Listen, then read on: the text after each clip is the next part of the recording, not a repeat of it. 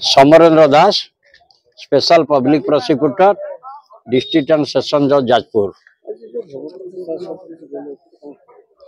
भव प्रसाद दास विरुद्ध रे केस टी जाजपुर सदर पीएस केस नंबर 475/2024 रूपे दर्ज होता।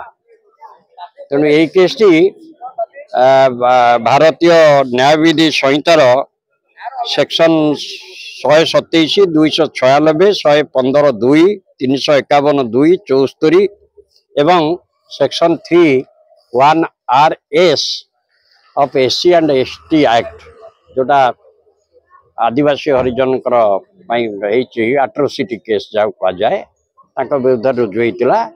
आज मान्यवर जिला जज उभय पक्षर जुक्ति शुणा पर भव प्रकाश दास सपक्ष जमीन प्रदान कर जमीन प्रदान रे 2 जन जमीनदार रखा जाइए।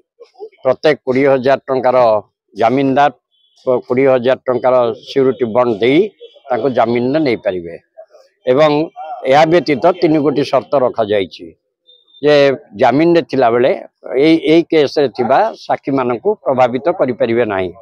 द्वितीय शर्त होइछि जे